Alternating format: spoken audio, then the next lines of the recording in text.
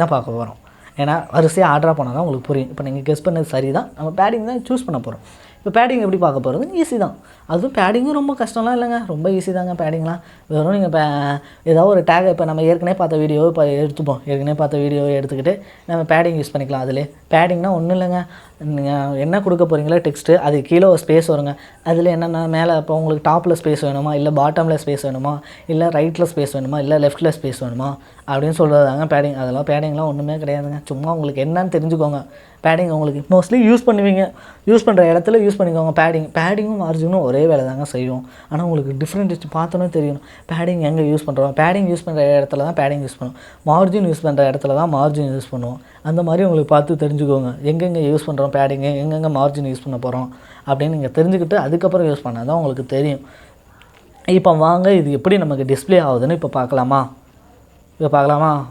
Ready 2 3 1 start கோ. இப்போ பார்க்க போகிறோம் பாருங்களேன். ரீஃப்ரெஷ் பண்ணால் தான் நமக்கு தெரியும். இப்போ பாருங்களேன், பார்டர் கொடுத்துருக்கோம். நம்ம ஹெட்டிங்கை கூட மாற்றாமல் அப்படியே கொடுத்துரும் பாருங்கள். சோம்பேறிங்க, சரியான சோம்பேறிங்க. நான் ஹெட்டிங்கை கூட மாற்றலை பாருங்களேன், நான் செம்ம சோம்பேறி. ஹெட்டிங்கை கூட மாற்றாமல் கொடுத்துருக்கேன் பாருங்கள். இப்போ ரீஃப்ரெஷ் பண்ணிட்டோம் பாருங்களேன். ரீஃப்ரெஷ் பண்ணால் நமக்கு அந்த கீழே பார்டருக்கு கீழே ஒரு ஸ்பேஸ் வரும் பாருங்களேன். டடன் வந்துச்சு பாருங்களேன், பார்டர் கீழே ஒரு ஸ்பேஸு. அந்த மாதிரி தாங்க பார்டர் கீழே ஒரு ஸ்பேஸ் வரும். பார்டர் கீழே ஒரு ஸ்பேஸ் வந்துங்களா, இதுக்கு தான். இப்போ எனக்கு லெஃப்ட்டில் ஸ்பேஸ் வேணும் அப்படின்னு சொன்னீங்கன்னா வச்சுக்க, பேடிங் லெஃப்ட்டுன்னு கொடுத்தீங்க, லெஃப்ட்டில் எனக்கு இவ்வளோ பிக்சலில் ஸ்பேஸ் வேணும் அப்படின்னு சொன்னீங்கன்னா வச்சுக்க லெஃப்ட்டில் வரும். ரைட்டில் சொல்லினீங்கன்னா வச்சுக்கல ரைட்டில் வரும். கீழே பாட்டமில் சொன்னீங்கன்னா பாட்டமில் வரும். இந்த மாதிரி தாங்க நீங்கள் எந்த வெப்சைட்டில் எடுத்துக்கிட்டாலும் ஒவ்வொரு டெக்ஸ்ட்டில் எனக்கு சென்டராக போட்டிருக்காங்க.